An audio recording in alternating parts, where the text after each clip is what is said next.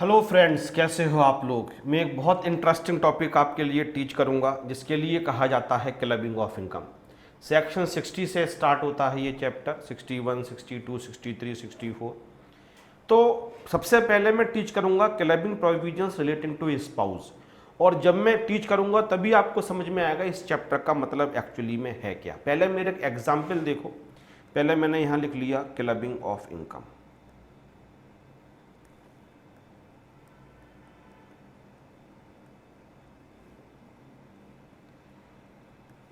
एक हस्बैंड और उसकी वाइफ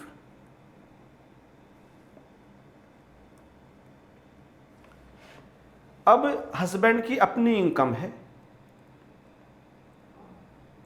सपोज करते हैं 9 लाख रुपीज की। तो 9 लाख रुपीज पे हस्बैंड का जब हम टैक्स कंप्यूट करते हैं तो कितना आएगा सर? 12,500। तो 5 लाख रुपए तक का हो जाएगा 5% से, और 4 लाख का 20% सर 80,000। तो सर ये हो जाएगा 92,500। सर इसके अंदर health and education cess add कर देंगे। अब ध्यान से सुनना, सपोज करते हैं इसने गोल्ड था जिसको इसने एक्वायर किया था, जो इसकी कॉस्ट ऑफ एक्विजिशन थी वो सपोज करते थी 20 लाख रुपए। होल्डिंग पीरियड सपोज करते हैं 36 मंथ से कम है, तो शॉर्ट टर्म कैपिटल एसेट है। अब अगर इसको ये आज बेचता है तो ये कितने का बिक जाएगा? सपोज करते हैं 24 लाख का बिक जाएगा। अब 24 लाख का अगर बिक जाएगा तो इसको एक शॉर्ट टर्म कैपिटल गेन की इनकम और भी होगी 4 लाख रुपए की। अब 4 लाख रुपए की शॉर्ट टर्म कैपिटल गेन की इनकम होगी तो इसकी फिर टोटल इनकम बढ़ जाएगी।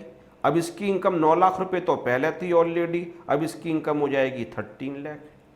अब ये 13 लाख पर टैक्स निकालेगा तो 10 लाख तक का टैक्स 1,12,500 प्लस 3 लाख का 30% 90,000। अब इसकी इनकम हो जाएगी 2,02,500, सॉरी टैक्स लायबिलिटी। मतलब 4 लाख रुपए इसने इनकम को अर्न किया, इसकी वजह से जो इसकी टैक्स लायबिलिटी पहले 92,500 थी अब वो बढ़ के हो गई 2,02,500। क्योंकि 1 लाख रुपए तो 20% से टैक्सेबल हुए 9 लाख के ऊपर वाले, और ऊपर 3 लाख जो कमाए वो 30% से टैक्सेबल हुए। अब इसमें हेल्थ एंड एजुकेशन हम और भी ऐड करेंगे। इसकी वाइफ की कोई इनकम नहीं है, शी इज अर्निंग नो, इसकी इनकम 0 है तो इसकी टैक्स लायबिलिटी भी 0 है। तो इसने क्या किया, जो गोल्ड था जिसको ये बेचना चाह रहा था खुद नहीं बेचा, इसने ये गोल्ड गिफ्ट कर दिया वाइफ के लिए।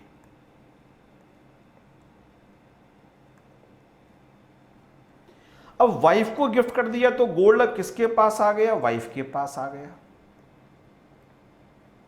अब वाइफ इसको बेचेगी तो कैपिटल गेन निकालेगी, और वाइफ कैपिटल गेन निकालेगी तो हमने कैपिटल गेन में पढ़ा था कि ये तो ट्रांसफर माना नहीं जाएगा जो वाइफ को गिफ्ट दिया जाएगा 47 के अकॉर्डिंग। जो हस्बैंड के लिए कॉस्ट होगी वो किसके लिए मान ली जाएगी? वही कॉस्ट वाइफ के लिए मान ली जाएगी। और प्रॉपर तरीके से अब वाइफ का शॉर्ट टर्म कैपिटल गेन कितना आ जाएगा? 4 लाख रुपए आ जाएगा।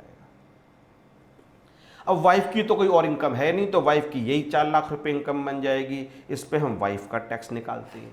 तो 4 लाख रुपए पे हम जब टैक्स निकालेंगे तो सर पहले तो 2,50,000 रुपीज माइनस कर देंगे। सर 250 माइनस कर देंगे, 1,50,000 रुपये बचेगा। सर इसका निकाल देते हैं 5%, सर 7,500। इसमें सर 4% हेल्थ एंड एजुकेशन से ऐड कर देंगे। तो अब सोचो घर में पैसा कितना आ गया? सर 9 लाख भी कमा लिया इन्होंने, और सर इन्होंने ये 4 लाख भी कमा लिया। घर में तो 4 लाख 13 लाख रुपए पूरा आ गया। और टैक्स कितना गया घर से? सर उसका तो 92,500 ही गया, और यहाँ 7,500 गया। तो 92,500 प्लस 7,500, जरा इसका टोटल करना कितना हो जाएगा? 92,500 प्लस 7,500, और ये हो गया पूरा 1 लाख। मतलब जो टैक्स आपका 2,02,500 बन रहा था वो टैक्स आपका कितना रह गया? 1 लाख रह गया केवल। सर ये कैसे हुआ? आपके हाथ में तो 1,20,000 से टैक्सेबल हो रहा था, और जो 10 लाख के ऊपर जा रहा था वो 30% से टैक्सेबल हो रहा था। लेकिन जब आपने वो अपना गोल्ड वाइफ को गिफ्ट कर दिया और वाइफ ने उसको आगे सेल किया, तो वो 4 लाख रुपए वाइफ की इनकम हुई। वाइफ की कोई और इनकम नहीं थी, तो हम स्लैब लगाएंगे तो 2.5 लाख रुपए तक तो जीरो रहा, उसके ऊपर जो 1.5 लाख था 5%, केवल 7,500 रुपीज निकल के आए। तो इस तरीके से इनकम तो फैमिली ने उतनी ही अर्न कर ली जितनी वो करना चाह रहे थे, 13 लाख, लेकिन जो टैक्स लायबिलिटी इनकी 2,02,500 रुपए होती, उसकी जगह उन्होंने पे किया केवल 1 लाख रुपए, 1,02,500 रुपए टैक्स बचा लिया। तो इस तरीके के जो आप प्रैक्टिसेस किया करते थे टैक्स बचाने के लिए, उसको रोकने के लिए चैप्टर बनाया गया क्लबिंग ऑफ इनकम। और क्लबिंग ऑफ इनकम में साफ साफ लिख दिया गया, वो मैं आपको पढ़ के दिखाता हूं, स्पाउस से रिलेटेड दिखा रहा हूं। In computing the total income of any individual, पहले ये वाला करके दिखा, asset transferred by spouse without adequate consideration, where an asset other than house property.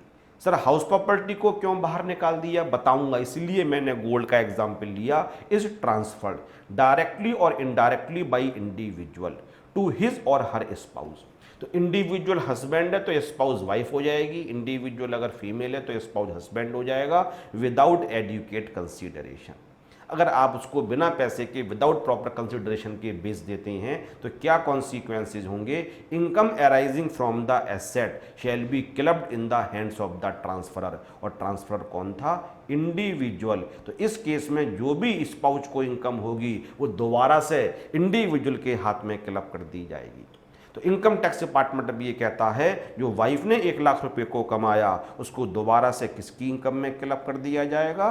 Club का मतलब होता है जोड़ देना, clubbed in the income of husband. अब वो वाइफ की इनकम नहीं मानी जाएगी, अब वो इनकम मानी जाएगी हस्बैंड। तो इसको कहा जाता है क्लबिंग ऑफ इनकम। क्लब माने दोबारा से मिला देना, दोबारा से जोड़ देना, इनकम को जोड़ देना किसी दूसरे की इनकम में। तो इनकम तो वाइफ की हुई, लेकिन किसकी इनकम में जोड़ दिया गया? किसकी इनकम मान ली गई क्लब? हस्बैंड की इनकम में।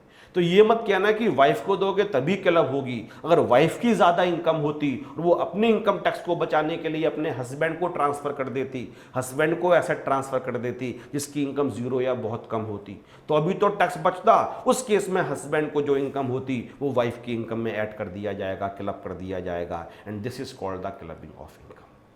तो दोबारा एक बार लैंग्वेज पढ़ते हैं तो आपको समझ में आएगा।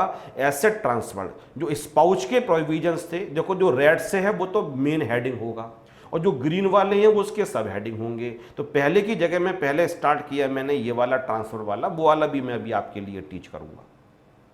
तो where an asset other than house property, other than house property थोड़ी देर में बताऊंगा क्यों लिखा हुआ है। इज ट्रांसफर्ड डायरेक्टली और indirectly by individual to his और her house without adequate consideration, तब क्या होगा? Income arising from the asset shall be clubbed in the hands of the transfer. वो दोबारा से ट्रांसफरर या इंडिविजुअल, वो लोग एक ही बात है, उसकी इनकम में क्लब कर दिया जाएगा। लेकिन एक बात और भी लिखी हुई है, the relation of husband and wife must exist both at the time of transfer of asset and at the time of when income accrues. And लगा हुआ है, दोनों डेट्स पे हस्बैंड वाइफ का रिलेशन एग्जिस्ट करना चाहिए तभी क्लबिंग होगी। तो सर इस बात का मतलब क्या है? इस बात का मतलब बहुत ध्यान से देखो, मैं बताता हूं। सपोज करते हैं इंडिविजुअल ने, अब हम हस्बैंड वाइफ की जगह बेटर वर्ड्स यूज करेंगे, individual and spouse. Asset transfer, और वो एसेट ट्रांसफर करी गई थी सपोज करते हैं 5 मई 2018 के लिए, और यहां पे इनके बीच में जो रिलेशन था वो हस्बैंड वाइफ का रिलेशन था। इसके बाद अनफॉर्चुनेटली डिवोर्स हो जाता है। अब डिवोर्स होने के बाद जो स्पाउस, अब पहले स्पाउस था अब तो स्पाउस नहीं है, अब वो इनकम को अर्न करता है उस एसेट पे, इनकम अर्न। क्या अब इनकम को क्लब किया जाएगा? नहीं, अब इनकम को क्लब नहीं किया जाएगा, क्योंकि जिस डेट पे एसेट को ट्रांसफर किया गया था और जिस डेट पे इनकम को अर्न किया गया था, दोनों डेट्स पे हस्बैंड वाइफ का रिलेशन होना जरूरी है। अब तो आप कह रहे हो इनकम टैक्स डिपार्टमेंट तो 4 लाख रुपए के लिए कि 4 लाख का टैक्स बचा लोगे आप, उसके पास से तो गोल्ड था वो ही चला गया। पहले वाले केस में गोल्ड भी वापस घर में आ रहा था, उसके ऊपर इनकम भी वापस घर में आ रही थी और टैक्स बच रहा था। लेकिन डिवोर्स के बाद तो गोल्ड भी वापस नहीं आ रहा है, गोल्ड के ऊपर की इनकम भी घर में वापस नहीं आ रही है, तो आप क्लबिंग क्यों करोगे? तो अगर उनका डिवोर्स हो जाता है, स्पाउस इनकम को वन करे, तो क्लबिंग नहीं की जाएगी। तो यहां लिख दिया income shall not be clubbed.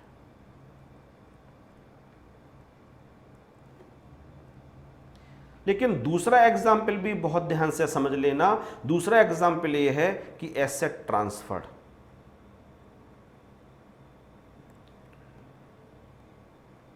Fifth में 2000, इस डेट को भी हम कुछ डेट लिख लेते हैं, इनकम अननोन 5 Feb 2019। अब यहां पे हस्बैंड वाइफ का रिलेशन नहीं था, यहां पे आपने किसी को ट्रांसफर किया but they were not husband and wife, और उसके कुछ दिनों के बाद क्या करते हैं, वो मैरिज कर लेते हैं। और मैरिज करने के बाद अब जो लेडी रही होगी या जो मैन रहा होगा, अब वो हस्बैंड वाइफ बन चुके हैं। उसके बाद इनकम को अर्न किया जाता है, तो इनकम अर्न ऑन 5 Feb 2019। क्या दोबारा मेरी बात समझ में आई जो मैंने आपसे बोला? ध्यान से देखो आप, पहले केस में वो हस्बैंड वाइफ थे, फिर उनका डिवोर्स हो गया। अब हस्बैंड वाइफ नहीं रहे तो क्लब नहीं किया। अब मैं इसका उल्टा केस लेकर चल रहा हूं, जिससे मैं एसेट को ट्रांसफर किया गया, वो हस्बैंड वाइफ नहीं थे, फ्योंसी मान लो, फ्योंसी को या फ्योंस के लिए गिफ्ट दिया गया, या फिर फ्रेंड के लिए दिया गया, या किसी भी स्थिति में किसी और को दिया गया, और बाद में उनकी शादी हो जाती है। अब पहले तो वो हस्बैंड वाइफ नहीं थे, अब हस्बैंड वाइफ बन गए, तो अब उसके बाद इनकम को वन किया गया, तो क्लब किया जाएगा? नहीं किया जाएगा। दोनों डेट्स पे हस्बैंड वाइफ का रिलेशन होना जरूरी था। इस केस में क्लब इसलिए नहीं किया जाएगा क्योंकि जिस डेट पर ट्रांसफर किया गया उस समय हस्बैंड वाइफ का रिलेशन नहीं था। तो अगर शादी नहीं होती तो घर में पैसा नहीं आता। अब तो ये बाई चांस वाली बात है कि वो गोल्ड भी घर में आ गया और आपकी इनकम भी घर में आ गई, लेकिन ये श्योरिटी थोड़ी नहीं थी शादी होती। और शादी नहीं होती तो ना गोल्ड भी वापस आता, ना घर, ना आपकी इनकम वापस आती। इसलिए अगर जब गिफ्ट दिया गया तब हस्बैंड वाइफ का रिलेशन नहीं था, उसके बाद शादी हो जाती है, income shall not be clubbed. और इस केस में भी इनकम के लिए क्लब नहीं किया जाएगा।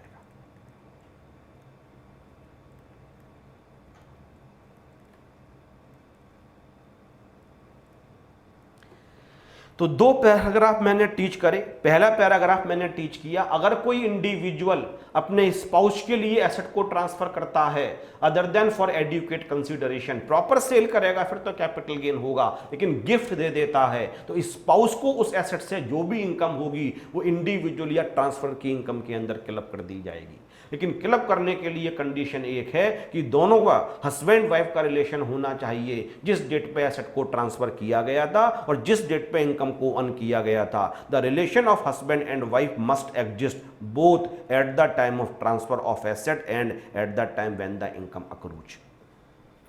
Income is not allowed to be club, income कब क्लब नहीं होगी? When asset is transfer for adequate consideration. ये बात तो मैंने अभी भी बोल दी। अगर हस्बैंड ने वाइफ को प्रॉपर जो मार्केट वैल्यू थी उससे एसेट को बेचा, फिर तो प्रॉपर ट्रांसफर हो गया, फिर तो प्रॉपर सेल हो गया, गिफ्ट नहीं दिया गया था, फिर तो हस्बैंड का कैपिटल गेन बचा ही नहीं, तो इस केस में क्लबिंग नहीं होगी। लेकिन एक एग्जाम्पल और समझ लेना, एक दूसरा पॉइंट जो पेपर में कई बार आ चुका है, assets are transferred in connection with an agreement to live apart. तो अगर उनके बीच में डिवोर्स नहीं हुआ है लेकिन अलग अलग रहने का एग्रीमेंट हो गया है, हस्बैंड वाइफ का रिलेशन है लेकिन जो एग्रीमेंट उनके बीच में हो गया है कि हम अलग अलग रहेंगे, लिव अपार्ट, उस केस में उस एग्रीमेंट के अंडर भी अगर किसी एसेट को ट्रांसफर किया जाता है तो क्लबिंग नहीं की जाएगी। जो लीगल सेपरेशन डिवोर्स होता है वो अलग होता है, और जो लीगल एग्रीमेंट होता है कि हम अलग अलग रहेंगे लेकिन डिवोर्स नहीं ले रहे हैं, वो अलग कंसेप्ट होता है। डिवोर्स के केस में क्लबिंग नहीं होगी, लेकिन डिवोर्स नहीं हुआ है और लीगल, अब तो हस्बैंड वाइफ है, क्लबिंग होनी चाहिए, लेकिन तब भी वो अलग अलग रहने का एग्रीमेंट करते हैं, तब भी क्लबिंग नहीं की जाएगी। भले ही हस्बैंड वाइफ है लेकिन अलग रह रहे हैं, दे आर लिविंग सेपरेटली, और एग्रीमेंट बाकायदा हुआ है, उसमें किसी एसेट को ट्रांसफर किया गया है, तो अभी क्लबिंग नहीं की जाएगी। ठीक है सर, ये बात आपकी अच्छे तरीके से समझ में आ गई और हम समझ गए टैक्स बचाने का तरीका होता था, इसलिए सर ये प्रोविजंस बनाए गए। तो अगर आपको ये समझ में आ गया तो इसी से रिलेटेड मैं एक बात आपको और टीच करूंगा, उसको समझने की कोशिश करो। यहां मैंने लिखा मिस्टर एक्स, और यहां मैंने लिखा मिसेज एक्स, इसने 10 लाख रुपए इसके लिए गिफ्ट दिए, 10 लाख रुपीस। तो मिसेज एक्स ने कहा देखो मेरे पास अपना पैसा भी पड़ा हुआ है 20 लाख रुपए, और मैं एक बिजनेस स्टार्ट करना चाहती हूँ, बुटीक या ब्यूटी पार्लर वगैरह कुछ भी, मुझे 10 लाख रुपए की रिक्वायरमेंट और है, तो मुझे गिफ्ट कर दो। उसने कहा ठीक है कोई बात नहीं, ये अच्छी बात है, तुम भी पैसा कमाओ। 10 लाख रुपए उसने गिफ्ट कर दिए। अब उसके पास 30 लाख रुपए हो गए। सर उसके पास 20 लाख रुपए कहाँ से आए? उसने बैंक से लोन लिया, या उसने कभी पहले कमाए थे उसके पास पड़ा था, या वो अपने फैमिली मेंबर से लेके आई, that is none of our business. उसके पास अपने 20 लाख रुपए पड़े थे, हस्बैंड से गिफ्ट में उसने 10 लाख रुपए और लिए और 30 लाख रुपए का उसने बिजनेस शुरू कर दिया। ध्यान से सुनना जो मैं बता रहा हूं, और मैं बिजनेस बता रहा हूं, स्टार्ट किया सपोज करते हैं 1 अप्रैल 2017। उसने बिजनेस कमेंस किया और कितनी कैपिटल बिजनेस के अंदर लगा दी मिसेज एक्स ने? 30 लाख रुपए की कैपिटल लगा दी। इसके बाद जो पूरे साल में प्रॉफिट कमाया, वो प्रॉफिट कमाया उसने उसके ऊपर 8 लाख रुपए। तो अब भी तो क्लबिंग होनी चाहिए। हाँ सर डेफिनेटली क्लबिंग होनी चाहिए, क्योंकि 10 लाख रुपए के रेस्पेक्ट में भी तो कमाया गया। जो हस्बैंड ने गिफ्ट दिया वो 10 लाख रुपए गिफ्ट दिया हस्बैंड ने, तो 10 लाख रुपए भी तो अदर देन एडुकेट कंसिडरेशन है। तो इसके रेस्पेक्ट में जो इनकम, तो income to be clubbed in the hands of mister X. तो स्टूडेंट्स कहते हैं सर इसको हम इजीली कर लेंगे, हम उसी प्रोपोर्शनेट निकाल देते हैं। 10 लाख अपॉन 30 लाख, टोटल 30 लाख रुपए कैपिटल थी, और 30 लाख में 10 लाख हस्बैंड ने दी थी, और आपने प्रॉफिट 8 लाख रुपए कमाया। तो जो 10 लाख के रेस्पेक्ट में प्रॉफिट रहा होगा वो सर टैक्सेबल हो जाना चाहिए। हाँ जी बिल्कुल टैक्सेबल हो जाना चाहिए। तो हमने क्या किया, जो 8 लाख रुपए निकल के आई उसका हमने 1/3 कर दिया, और वो आ गया 2,67,667। और इस इनकम के लिए हस्बैंड की इनकम में क्लब कर दिया जाएगा। बात लॉजिकल है? हाँ सर लॉजिकल है। तो अगर लॉजिकल है तो एक दूसरा एग्जाम्पल आप समझो तो आपको ज़्यादा प्रोविजन समझ में आएंगे, और वो बहुत अच्छा एग्जाम्पल होगा। एग्जाम्पल क्या है? 1 अप्रैल 2017 को उसने बिजनेस शुरू किया अपने 20 लाख रुपए से। कैपिटल जो उसने लगाई वो 20 लाख रुपए लगाई। अभी हस्बैंड से उसने गिफ्ट नहीं लिया था। अब उसने बिजनेस शुरू किया और बीच में उसे लगता है कि मुझे और पैसे की रिक्वायरमेंट है, तो वो सपोज 1 अक्टूबर 2017 को अपने हस्बैंड के पास गई और अपने हस्बैंड से बोलती है मुझे पैसे गिफ्ट कर दो, अपने बिजनेस में लगाने हैं। तो गिफ्ट मिल गया उसको हस्बैंड से, गिफ्ट फ्रॉम मिस्टर एक्स। और हस्बैंड ने कितना गिफ्ट कर दिया? 10 लाख, और वो भी बिजनेस में इंट्रोड्यूस कर दिए।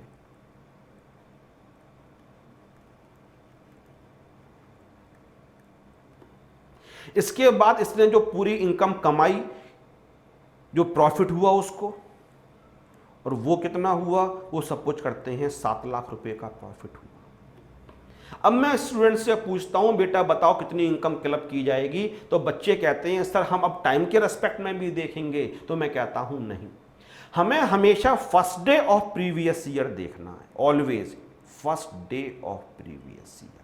इसको अगर समझ जाओगे तो ये प्रोविजन आपके लिए बहुत ज़्यादा इजी हो जाएगा। First day of previous year, इस डेट पे आप देखो टोटल कैपिटल कितनी थी, और ये देखो out of total capital gift from spouse, और इसी अनुपात में देखा जाएगा। हमें केवल और केवल फर्स्ट डे पे देखना है और किसी डेट पे नहीं देखना है। सर इस एग्जाम्पल में इनकम क्लब्ड कितनी निकाली जाएगी? इनकम टू बी क्लब्ड, तो सर कितनी होनी चाहिए? अब देखो 1 अप्रैल पे जो आपका बिजनेस में लगा हुआ था वो कितनी थी? सर 20 लाख रुपए। तो टोटल कैपिटल तो 20 लाख रुपए आ गई, और 20 लाख रुपए में से हस्बैंड से कितना लिया गया था? 0 लिया गया था। प्रॉफिट कमा गया था 7 लाख रुपए कमाया गया था, तो अब 0 क्लब किया जाएगा। हमेशा फर्स्ट डेट पे देखो कितना क्लब किया गया था। सर ये बात हमें समझ में आ गई, लेकिन सर एक छोटा सा एग्जाम्पल, तो ये 7 लाख रुपए अब कब आएंगे? अब हम नेक्स्ट ईयर की बात कर लेते हैं। नेक्स्ट ईयर उसने क्या किया, जो 7 लाख रुपए ये कमाए थे ये भी बिजनेस में रीइंट्रोड्यूस कर दिया। जो प्रॉफिट था वो विड्रॉ नहीं किया, वो भी बिजनेस में पूरा का पूरा लगा दिया। ठीक है, अब नेक्स्ट ईयर जो उसने इनकम को अर्न किया वो 12 लाख प्रॉफिट कमाया उस बिजनेस से, तो अब कितना क्लब होगा? तो अब मैंने लिखा इनकम टू बी क्लब्ड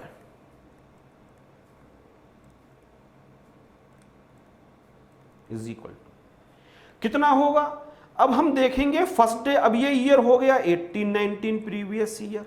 अब इसका 1 अप्रैल देखेंगे, उस दिन बिजनेस में टोटल कितनी कैपिटल थी, पहले तो ये देख लो सर, 20 लाख रुपए, फिर 10 लाख रुपए मिड ऑफ द ईयर में लगा दिए 30 लाख, 7 लाख रुपए प्रॉफिट कमाया वो भी लगा दिया 37 लाख, और out of 37 lakh gift from mister x कितना है सर? वो है अब 10 लाख रुपए, क्योंकि अब तो 1 अप्रैल को वो हो गया ना, पहले ही साल तो मिड ऑफ द ईयर था, तो अब इनकम टू बी क्लब्ड कितनी निकल के आ जाएगी सर? टोटल आपकी थी 37 लाख, और 37 के लाख में जो हस्बैंड से मिला वो 10 लाख रुपए था, और सर आपने ये माना प्रॉफिट 12 लाख रुपए था, तो अब जो क्लब किया जाएगा मिस्टर एक्स के हाथ में वो इतना सर क्लब कर दिया जाएगा। तो कितना हो जाएगा? 12 लाख, और ये आ गया 3,24,324, and this is the answer. मैं एक बार आपको अभी और भी टीच करूंगा। मैंने पहला एग्जाम्पल लिया फर्स्ट, इसमें मैंने लिखा कि हस्बैंड ने 10 लाख रुपए गिफ्ट किए, वाइफ के पास 20 लाख थे, 30 लाख से 1 अप्रैल 2017 को बिजनेस शुरू कर दिया। तो अब क्योंकि 1 अप्रैल को ही 30 लाख रुपए लगा दिए गए, और 30 लाख में 10 लाख रुपए हस्बैंड से थे, तो 10 लाख और 30 लाख का जो प्रपोर्शन होगा उसमें जो इनकम का रेशियो निकल के आएगा वो हस्बैंड की इनकम में क्लब कर देंगे, दैट इज 2,66,667। लेकिन दूसरा एग्जाम्पल मैंने कहा कि उसने 1 अप्रैल 2017 को बिजनेस स्टार्ट किया अपने पैसे से, ओन फंड, जो उसका अपना फंड था। Then she needs some money, उसको 10 लाख रुपए और चाहिए थे, उसने अपने हस्बैंड से कहा, और हस्बैंड ने 1 अक्टूबर 2017 को 10 लाख रुपए उसको और गिफ्ट दे दिए, और उसी डेट पे बिजनेस में लगा दिया, और जो प्रॉफिट कमाया, इनकम कमाई, टैक्सेबल प्रॉफिट, वो 7 लाख रुपए कमाया। तो अब हमें हमेशा फर्स्ट डे पे देखना है, फर्स्ट डे पे टोटल कैपिटल कितनी लगी हुई थी सर? 20 लाख थी। इस एग्जाम्पल में तो सर 20 लाख थी, और 20 लाख रुपए में हस्बैंड से कितना गिफ्ट मिला था? 0। अब जो पहले साल क्लब किया जाएगा वो 0/20 लाख और 7 लाख रुपए कमाया, मतलब क्लबिंग होगी ही नहीं, क्योंकि अगर आप पूरे प्रोपोर्शन 10/20 कर दोगे तो हस्बैंड का पैसा तो कम दिन के लिए यूज हुआ, तो आप क्लबिंग क्यों कर रहे हो? 31 मार्च को लगाएगा तब भी क्लबिंग हो जाएगी। इसलिए हम मिड ऑफ द ईयर में पैसा लगाया गया गिफ्ट वाला तो नहीं देखेंगे, 1 अप्रैल को ही देखेंगे। अब नेक्स्ट ईयर 18-19 की बात कर लेते हैं। 18-19 में मैंने कहा कि इनकम को कमाया गया 12 लाख रुपए, और अब हम ये देखते हैं बिजनेस में टोटल कितनी कैपिटल थी, किस डेट पे? 1 अप्रैल 2018 को हमेशा फर्स्ट डेट पे देखा जाएगा। तो टोटल कैपिटल सर 37 लाख हो गई, क्योंकि 20 लाख रुपए उसने अपना फंड लगाया था, 10 लाख रुपए उसने हस्बैंड से लगाया था, और मैं ये मान रहा हूं 7 लाख जो कमाया वो भी बिजनेस में अभी पड़ा हुआ है। अब 37 लाख रुपीज में से हस्बैंड का गिफ्ट कितना हो गया? 10 लाख रुपए का हो गया। सर बिल्कुल ठीक है, तो अब क्लबिंग कितनी हो जाएगी? 10 lakh divide by 37 lakh into 12 lakh. तो 12 लाख को हमने 10 लाख ऑब्लिक 37 लाख के अनुपात में निकाल लिया, इट कम्स 3,24,324, और ये हस्बैंड की इनकम में क्लब कर दिया जाएगा। तो मैं दोबारा बोल रहा हूं, हमेशा आपके लिए क्या देखना है? फर्स्ट डेट देखनी है। तो apportion appropriation when transferred asset is invested in the business, तो एप्रोप्रिएशन हम कौन से अनुपात में निकालेंगे? उस इनकम को जब एसेट जो ट्रांसफर की गई थी उसको बिजनेस में इन्वेस्ट कर दिया गया। तो यहाँ पे कौन सी एसेट ट्रांसफर की गई थी? मनी को ट्रांसफर किया गया था, और जब वो बिजनेस में लगा दिया गया तो उसका एप्रोप्रिएशन कैसे किया जाएगा? तो एक फॉर्मूला बन गया। वो क्या फॉर्मूला हो जाएगा? क्लब कितना किया जाएगा? Out of total capital gift from spouse on first day of previous year divided by total capital on first day of previous year into profit of the business. तो फर्स्ट डे पे जो total capital थी उसमें से husband का gift या wife का gift spouse का डिवाइडेड बाई फर्स्ट डे पे जो आपकी टोटल कैपिटल थी, इस रेशियो में एप्रोप्रिएशन किया जाएगा। जो भी प्रॉफिट उस बिजनेस से कमाया जाएगा उसको क्लब कर दिया जाएगा। ठीक है सर, अच्छे तरीके से समझ में आ गया। तो सर ये स्पाउस के प्रोविजंस क्या कंप्लीट हो गई? हाँ, एक पहला पार्ट कंप्लीट हो गया। इसको जल्दी से रिवाइज कर लेते हैं एक बार। तो सबसे पहले मैंने बोला, if an asset other than house property is transferred by an individual to his और her spouse other than adequate consideration, then income from such asset will be clubbed in the income of the transferor. फिर मैंने कहा कि club होने के लिए husband और wife का रिलेशन दोनों डेट्स पे होना जरूरी है, जिस डेट पे एसेट को ट्रांसफर किया गया था और जिस डेट पे इनकम को अर्न किया गया था।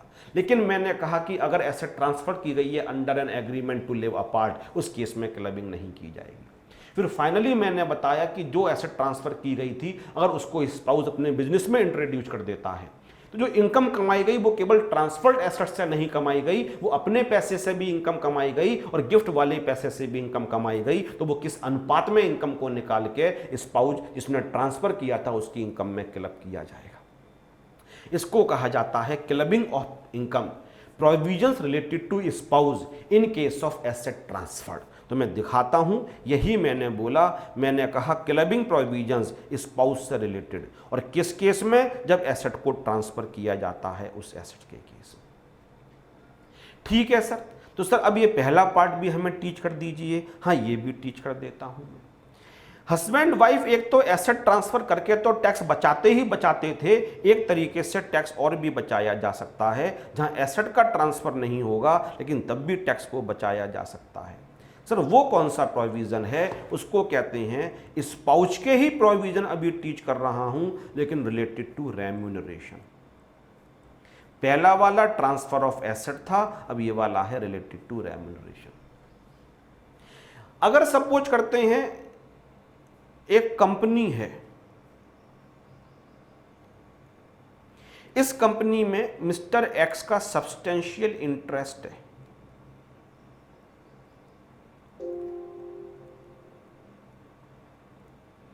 सब्सटेंशियल इंटरेस्ट का मतलब ये हो गया, मैं एक्ट में पहले दिखा देता हूं, a person is said to be having substantial interest in a concern if he along with his relative holds shares carrying not less than 20% of the voting power। not less than 20% का मतलब हो गया 20% और मोर।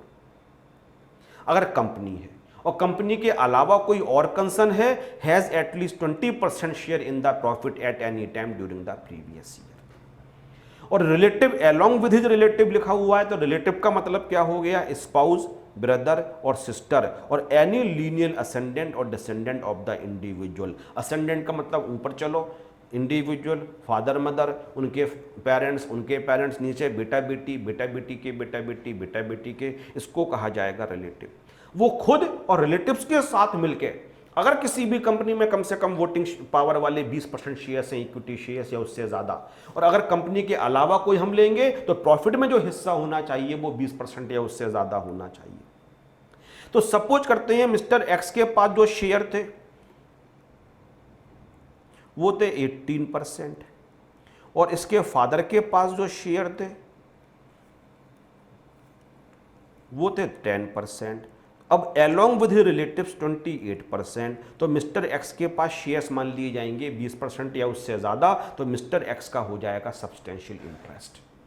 Sir बिल्कुल समझ में आ गया। और सर अगर ये कंपनी की जगह फर्म होता तो उसका अपना प्रॉफिट में शेयर 18%, फादर का प्रॉफिट में शेयर 10%, तो कितना हो गया? 28%। अकेले 20% तो फिर तो सब्सटेंशियल इंटरेस्ट हो ही गया, along with रिलेटिव भी है तब भी उसको सब्सटेंशियल इंटरेस्ट मानेंगे। ठीक है। अब इसकी जो अपनी मिस्टर एक्स की जो इनकम है वो कहीं से भी होती हो, इससे हमें मतलब नहीं है। जो हमने पहला एग्जाम्पल लिया उतनी इनकम ले लेते हैं, 9 लाख रुपए। तो 9 लाख रुपए पे कितना टैक्स बनता है? 92,500। अब इसे इस कंपनी से कोई अमाउंट मिलने वाला है, और जो अमाउंट रिसीव्ड फ्रॉम कंपनी है, अमाउंट फ्रॉम कंपनी,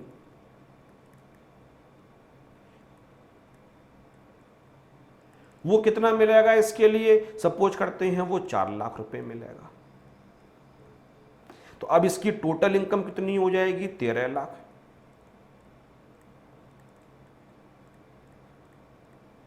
और 13 लाख रुपए पे कितना टैक्स आएगा? हमने पहले एग्जाम्पल में निकाला था 2,02,500।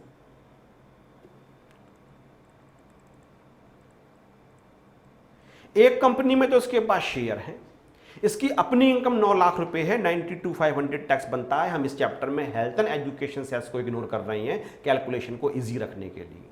अब इस कंपनी से भी इसे कुछ मिलेगा और वो 4 लाख रुपए मिलेगा।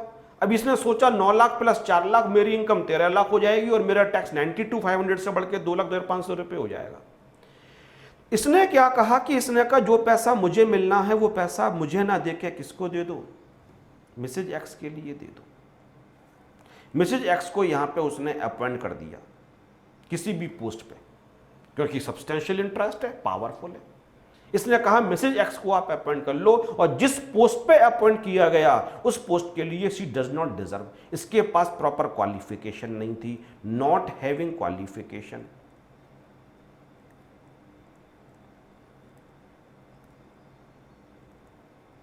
और एक्सपीरियंस। और इसने कंपनी से कहा कि आप किसी भी पोस्ट पर रख दो। कंपनी ने कहा तुम्हारी वाइफ डिजर्व नहीं करती है, लेकिन ये पावरफुल सब्सटेंशियल इंटरेस्ट ने कहा आप लगा दो, डिजर्व नहीं करती है तो अभी। और जो 4 लाख रुपए आप मुझे देते हो वो मेरी वाइफ को किसी भी नाम से दे दो, सैलरी के नाम से दे दो, बोनस के नाम से दे दो, कमीशन के नाम से दे दो, किसी भी नाम से वो 4 लाख रुपए किसको दो? तो मेरी वाइफ को दे दो। अब वाइफ की अपनी इनकम है नहीं, तो हस्बैंड की इनकम 9 लाख रुपए ही रह गई, 12,500। वाइफ की इनकम 4 लाख और टैक्स हमने निकाला था 7,500। तो अब फैमिली की इनकम कितनी हो गई? 13 लाख। 9 लाख रुपए मिस्टर एक्स ने कमाए, 4 लाख रुपए मिसेज एक्स ने कमाए। टैक्स फैमिली से कितना गया? 92,500 प्लस 70,500, 1 लाख रुपए। जो टैक्स 2,02,500 रुपए था वो 1 लाख रुपए बना। तो जिस कंसर्न में आप एक पावरफुल पर्सन हो, उस पर्सन में अपनी वाइफ को या अपने स्पाउस को अपॉइंट कर दो अगर आपके पास ताकत है। वाइफ भले ही उस पोस्ट को डिजर्व नहीं करती है, और जो आप कंपनी से विड्रॉ करते वो आप वाइफ के हाथ में टैक्सेबल कर दो, वाइफ की इनकम शो कर दो। इस तरीके से 2 जगह डिवाइड होने से 2 बार स्लैब का बेनिफिट लगेगा और आप टैक्स आराम से बता सकते हो। तो इसको रोकने के लिए प्रोविजन बनाए गए। अगर किसी पर्सन का किसी भी कंसर्न में सब्सटेंशियल इंटरेस्ट है और उस कंसर्न से उसके स्पाउस को किसी भी तरीके का रेम्युनरेशन मिलता है, फिर चाहे किसी भी नाम से आप बुलाओ, लेकिन जो स्पाउस होना चाहिए वो उस सर्विसेज के लिए, उस पोस्ट के लिए क्वालिफिकेशन या एक्सपीरियंस नहीं हो तभी। तो जो भी स्पाउस इनकम को अर्न करेगा वो दोबारा से इंडिविजुअल के हाथ में क्लब कर दी जाएगी। अब क्लब कर दी जाएगी किसके हाथ में? Club in the hands of mister X. तो मैं आगे चलने से पहले एक छोटी सी बात बताऊं तो आप समझ पाओगे। मैंने यहां पे लिखा इंडिविजुअल और यहां पे लिखा स्पाउस और यहां पे लिखा क्लबिंग। इसका सब्सटेंशियल इंटरेस्ट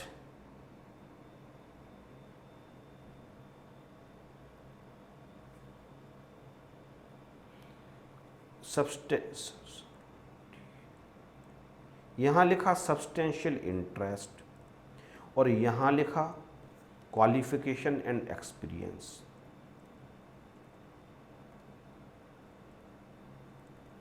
ध्यान से देखना, बहुत अच्छा चार्ट बना रहा हूं। हस्बैंड का सब्सटेंशियल इंटरेस्ट नहीं है, पहला केस, और वाइफ के पास क्वालिफिकेशन है, क्लबिंग होगी नहीं, क्योंकि हस्बैंड का सब्सटेंशियल इंटरेस्ट नहीं है लेकिन वाइफ के पास क्योंकि क्वालिफिकेशन है। तो वाइफ ये कहेगी क्योंकि मेरी वजह से मुझे नौकरी मिली, मैं उस पैसे को डिजर्व करती हूं, तो आप ये कैसे कह सकते हो मुझे हस्बैंड की वजह से मिली, इसलिए क्लबिंग नहीं की जाएगी। दूसरा एग्जाम्पल, इसका सब्सटेंशियल इंटरेस्ट नहीं है और इसके पास क्वालिफिकेशन भी नहीं है, तब भी क्लब नहीं की जाएगी। सर क्वालिफिकेशन नहीं है लेकिन हस्बैंड की वजह से ही रेम्युनरेशन मिल रहा है, ये कैसे प्रूव करोगे? क्योंकि इंडिविजुअल का भी तो सब्सटेंशियल इंटरेस्ट नहीं है, 2+2 4 भी तो होने चाहिए। मतलब हस्बैंड प्रभावशाली हो, इंडिविजुअल एक बहुत पावरफुल पर्सन हो कंसर्न के अंदर, और वाइफ डिजर्व नहीं करती हो। हालांकि वैसे वर्षा भी होगा, अगर वाइफ का सब्सटेंशियल इंटरेस्ट है और हस्बैंड को मिल रहा है तो भी क्लब होगा। लेकिन इंडिविजुअल का सब्सटेंशियल इंटरेस्ट नहीं है, फिर चाहे स्पाउस डिजर्व करता हो नहीं करता हो, तो ये कैसे प्रूव करोगे? Because of individual he is getting और शी इज गेटिंग, इसलिए क्लबिंग नहीं की जाएगी। तीसरा, सब्सटेंशियल इंटरेस्ट है और क्वालिफिकेशन भी है, अब भी क्लब नहीं किया जाएगा। सर सब्सटेंशियल इंटरेस्ट है लेकिन क्वालिफिकेशन तो है, एक्सपीरियंस तो है। वो कहेगी अगर मेरे हस्बैंड पढ़े लिखे हैं, उनका कंपनी में सब्सटेंशियल इंटरेस्ट है, तो मुझे क्या फर्क पड़ता है, मैं भी तो पढ़ी लिखी हूं, मेरे पास भी तो क्वालिफिकेशन है, क्या मैं अपने बूते पे पैसा नहीं कमा सकती हूं? ये लॉजिक मानना पड़ेगा, क्लबिंग नहीं होगी। लेकिन हस्बैंड का अगर सब्सटेंशियल इंटरेस्ट है, इस इंडिविजुअल बोलना चाहिए, और स्पाउस का पास ना क्वालिफिकेशन है ना एक्सपीरियंस है, अब क्लबिंग हो जाएगी। अब सारे इंप्रेशन एकदम से सही हो गई। अब हर आदमी के दिमाग में क्या जाएगा? अच्छा हस्बैंड का सब्सटेंशियल इंटरेस्ट है, इसका मतलब इसके पास पावर है। अच्छा वाइफ पढ़ी लिखी नहीं है, उसके पास ना क्वालिफिकेशन है ना एक्सपीरियंस है, तब भी पैसा कमा रही है, अच्छा इसकी वजह से पैसा कमा रही होगी। अब सब बातें इजीली समझ में आ रही हैं, इसलिए क्लबिंग। तो अगर सब्सटेंशियल इंटरेस्ट नहीं है तब तो क्लबिंग नहीं होगी। सब्सटेंशियल इंटरेस्ट है भी, लेकिन अगर स्पाउस के पास क्वालिफिकेशन या एक्सपीरियंस है तो भी क्लबिंग नहीं होगी। क्लबिंग केवल 4th केस में होगी, इधर सब्सटेंशियल इंटरेस्ट हो और अदर क्वालिफिकेशन नहीं हो, तब ये इंप्रेशन आता है अपनी पावर को यूज करते हुए अपनी इनकम को हो सकता है अपने स्पाउस को ट्रांसफर कर दिया गया हो, तब क्लबिंग हो जाएगी। इसीलिए मैंने दोनों बातें लिखी। सबसे पहले तो मैंने लिखा एक्स का सब्सटेंशियल इंटरेस्ट है, और इधर मैंने लिखा नॉट हैविंग क्वालिफिकेशन और द एक्सपीरियंस, इसलिए क्लबिंग नहीं की जाएगी। अब मैं पढ़ के दिखाता हूं तो आप मेरी बात एग्जैक्टली समझ पाओगे। तो मैंने लिखा in computing the total income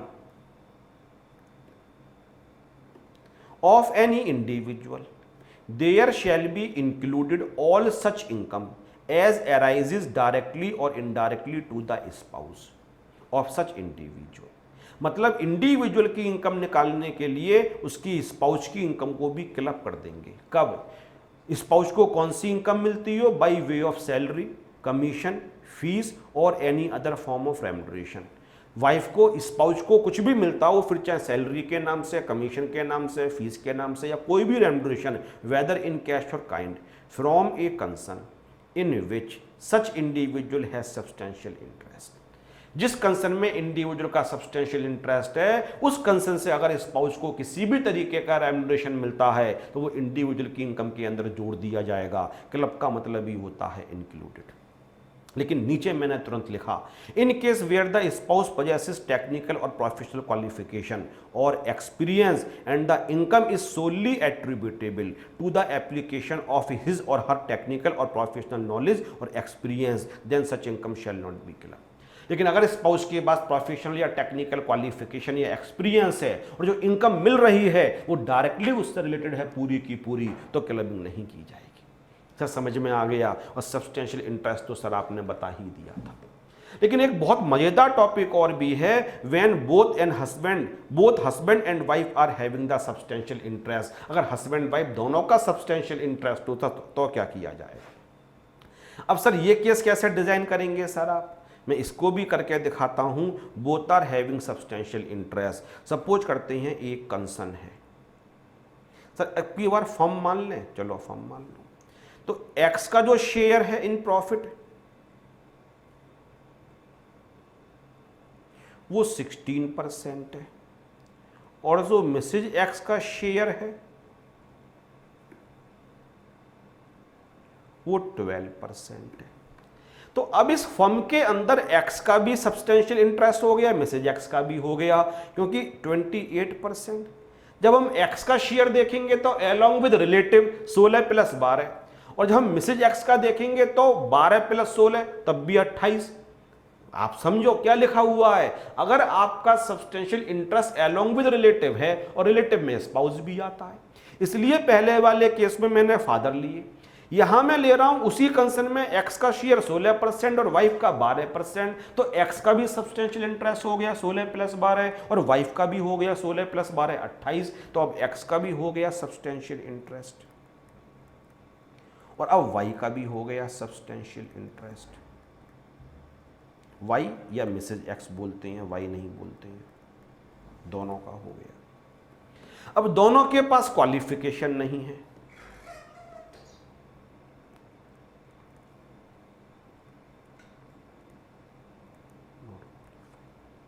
not experienced.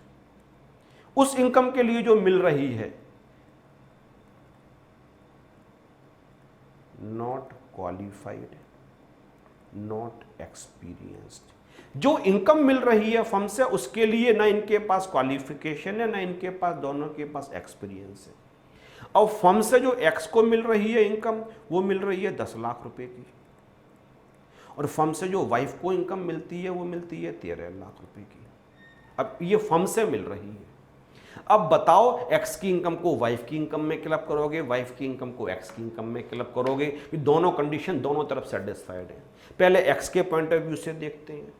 X का सब्सटेंशियल इंटरेस्ट है और जिस कंसर्न में सब्सटेंशियल इंटरेस्ट है उसी कंसर्न से वाइफ को रेम्युनरेशन मिल रहा है, और वाइफ के पास ना उस रेम्युनरेशन के लिए क्वालिफिकेशन है ना एक्सपीरियंस है। तो अब मिसेस एक्स की इनकम किस में क्लब होनी चाहिए? मिस्टर एक्स की इनकम में क्लब होनी चाहिए। अब मिसेज एक्स के पॉइंट ऑफ व्यू से देखते हैं। मिसेज एक्स का एक कंसर्न में सब्सटेंशियल इंटरेस्ट है और उसी कंसर्न से उसके स्पाउस को, उसके हस्बैंड को रेम्युनरेशन मिल रहा है जिसके लिए वो क्वालिफाइड नहीं है। तो जो हस्बैंड की इनकम है वो मिसेज एक्स की इनकम में क्लब होनी चाहिए। अब दोनों तरफ से क्लब होनी चाहिए। अब एक्स की इनकम को मिसेज एक्स की इनकम में क्लब करें या मिसेज एक्स को मिसेज एक्स की इनकम में क्लब करें। तो एक्ट में लिखा हुआ है पहले इस इनकम को भूल जाओ, इसके अलावा इनकी टोटल इनकम निकालो। टोटल इनकम एक्सक्लूडिंग 10 लाख, जो आपको कंसर्न से मिला उसको छोड़ के टोटल इनकम इनकम टैक्स के अकॉर्डिंग निकाल लो, और मिसेज एक्स की भी टोटल इनकम निकाल लो। उस शेयर को छोड़कर जो उनको फर्म से मिला होगा एक्सक्लूडिंग 13 लाख, ये भूल जाओ, ये इनकम ही नहीं है, टोटल इनकम निकाल लो। और जब टोटल इनकम निकाली गई तो इसकी तो 42 लाख रुपीस टोटल इनकम है और इसकी 37 लाख रुपीस है। तो लिखा हुआ है income shall be clubbed in the hands of that spouse whose income is greater excluding the income to be clubbed. जो इनकम क्लब करनी है उसको छोड़ने के बाद जिसकी इनकम ज्यादा होगी उसकी इनकम में क्लब करेंगे। तो यहां पे किसकी इनकम ज्यादा है? एक्स की इनकम। तो एक्स की इनकम में ये 13 लाख रुपए को क्लब कर दिया जाएगा। तो एक्स की टोटल इनकम कितनी हो जाएगी? 10 लाख रुपए तो है ही, 42 लाख रुपीस भी हैं और 13 लाख रुपए एक्स की इनकम में और क्लब कर देंगे और मिसेज एक्स 37 लाख रुपीस पर टैक्स पे करेंगी। तो एक्ट में लिखा हुआ है when both husband and wife have substantial interest where both the husband and wife have a substantial interest in a concern and both are in receipt of remuneration from such concern, remuneration will be included in the total income of the spouse whose total income excluding such remuneration is greater। तो जो हम firm से मिला उसको छोड़ने के बाद जिसकी इनकम ज्यादा होगी, इस एग्जाम्पल में एक्स की ज्यादा थी तो एक्स की इनकम में क्लब कर दिया जाएगा। आप रेम्युनरेशन मत देखो किसका ज्यादा है, इसको छोड़ने के बाद जो ज्यादा अमीर होगा ही इज एबल टू पे मोर टैक्स, तो उस पर बर्डन डाल दिया जाएगा। तो मिस्टर एक्स मिसेज एक्स की उस इनकम पे 37 लाख पे नहीं, ये तो उसने अपने टैलेंट से कमाई होगी, कहीं और से कमाई होगी। फर्म से जो 13 लाख रुपए मिसेज एक्स को मिलेंगे उस पर टैक्स मिस्टर एक्स को पे करना पड़ेगा। लेकिन सर फ्यूचर में सिनेरियो चेंज भी हो सकता है, नेक्स्ट ईयर भी इन्हें फर्म से मिलते हैं पैसे, लेकिन नेक्स्ट ईयर मिसेज एक्स की income total income mister x से ज्यादा हो जाए, ये पॉसिबल है। पहली साल तो क्लबिंग हो गया, अब नेक्स्ट ईयर दोनों को फर्म से दोबारा पैसा मिला और जब नेक्स्ट ईयर की टोटल इनकम निकाली गई तो अब सर मिसेज एक्स की ज्यादा आई, मिस्टर एक्स की ज्यादा आई, मिस्टर एक्स की कमाई मिसेज एक्स की ज्यादा आई। तो एक्ट में साफ साफ लिखा हुआ है एक बार जिसकी इनकम में क्लब हो गया सब्सिक्वेंट ईयर में उसी की इनकम में क्लब किया जाएगा। अब इस एग्जाम्पल में आगे वाले सालों के अंदर भी जो क्लबिंग होगी वो मिस्टर एक्स की इनकम में ही होगी। अब बार बार टोटल इनकम हम दोनों की नहीं देखेंगे। हाँ, असेसिंग ऑफिसर के पास केवल ये राइट है कि वो अब कह सकता है कि अब मिस्टर एक्स की इनकम मिसेज एक्स की इनकम में क्लब करो, लेकिन जब तक असेसिंग ऑफिसर कन्विंस नहीं होगा तब तक पहली बार जिसकी इनकम में क्लब हो गई सब्सिक्वेंट ईयर में उसी की इनकम में क्लब की जाएगी। मैं पढ़ के दिखाता हूं, where such income is once included in the total income of either spouse. किसी भी एक स्पाउस में एक बार पहली बार वंस इंक्लूडेड क्लब हो गई। Any such income arising in any subsequent year can not be included in the total income of the other spouse. अब अगले साल जो भी इनकम आएंगी वो अब दूसरे स्पाउस में जाएंगी ही नहीं, पहली बार जिसके हाथ में क्लब हो गई अब यही सिस्टम चलता रहेगा। लेकिन अनलेस एक केस में पॉसिबल है, assessing officer is satisfied after giving that spouse an opportunity of being heard that it is necessary to do so. वो आपकी बात सुनेगा और अगर कन्विंस हो गया तो वो ऑर्डर रिवर्स कर सकता है। अब आगे से मिस्टर एक्स के हाथ में क्लब नहीं होगी, मिस्टर एक्स की इनकम मिसेज एक्स के हाथ में क्लब होगी। अदरवाइज एक बार जिसकी हाथ में क्लब हो गई हमेशा उसी के हाथ में क्लब होगा। तो मैं अब आपके लिए दोनों प्रोविजंस एक बार फिर बताता हूं। मैंने स्पाउस के आपको दो प्रोविजंस बताए रिलेटेड टू स्पाउस। एक तो मैंने बताया related to transfer of asset और दूसरा मैंने बताया रिलेटेड टू रेम्यूनरेशन। मैं एक बार जल्दी से आपको दोनों रिवीजन करवा देता हूं। पहले transfer of asset. If an individual transfer any asset other than house property to his or her spouse other than for adequate consideration, then income arising from such asset will be clubbed in the income of the individual. Income तभी club की जाएगी जिस date पे asset को transfer किया गया था and the date on which income was earned both are having the relation of husband and wife. अगर उनके बीच में एग्रीमेंट हो गया है अलग अलग रहने का टू लिव अपार्ट, उस केस में इनकम को क्लब नहीं किया जाएगा। इसके बाद मैंने कहा जिस एसेट को ट्रांसफर किया गया स्पाउस ने अगर उसको बिजनेस में लगा दिया तो कितनी क्लब होगी, तो फॉर्मूला है income to be clubbed is equal to out of total capital share from gift from spouse as on first day of the previous year divided by total capital of the business as on first day of the previous year multiplied by profit earned during the year। इसको हम club कर देंगे। फिर मैं आया remuneration वाले point पे। मैंने कहा अगर किसी कंसर्न में किसी इंडिविजुअल का सब्सटेंशियल इंटरेस्ट है और उसी कंसर्न से उसके स्पाउस को किसी भी तरीके का रेम्यूनरेशन मिलता है, फिर चाहे वो सैलरी के नाम से, कमीशन के नाम से, बोनस के नाम से, और उसके पास क्वालिफिकेशन या एक्सपीरियंस उस रेम्यूनरेशन के लिए नहीं है, such remuneration will be clubbed in the hands of the individual. Substantial interest का मतलब बताया if along with his relative 20% या उससे ज़्यादा शेयर्स कंपनी के केस में और कंपनी के अलावा 20% या उससे ज़्यादा शेयर प्रॉफिट में होगा। फिर मैंने कहा अगर दोनों का सब्सटेंशियल इंटरेस्ट है तो income shall be clubbed in the hands of that spouse whose income is greater excluding the income to be clubbed. फिर आखिर में मैंने कहा एक बार जिसकी इनकम में क्लब हो गई सब्सिक्वेंट ईयर में वो इनकम उस तरीके की इनकम उसी स्पाउस के हैंड में क्लब होगी जिसकी इनकम में पहली बार क्लब हुई थी। हाँ, असेसिंग ऑफिसर कन्विंस होने के बाद ये ऑर्डर कर सकता है कि अब दूसरे स्पाउस की इनकम में क्लब करो, अदरवाइज पहली बार जिसकी इनकम में क्लब हो गई फ्यूचर में उसी की इनकम में क्लब किया जाएगा। तो आई होप आपको समझ में आया होगा। इस पे बेस्ड 10 ईयर्स की हम क्वेश्चंस भी करेंगे, नेक्स्ट क्लास में मैं क्वेश्चन करवाऊंगा। अभी हमारे प्रोविजंस थोड़े से और बचते हैं। सन इन लॉ से रिलेटेड बचता है, माइनर चाइल्ड का बचता है, HUF का बचता है और 3 छोटे छोटे से प्रोविजन और रहते हैं जो कि मैं आपको नेक्स्ट क्लास में टीच करूँगा। इस वीडियो को बार बार देखिए। किसी भी तरीके का डाउट है imsb003@gmail.com आप मुझे मेल करके अपनी क्वेरीज पूछ सकते हैं। Thank you very much.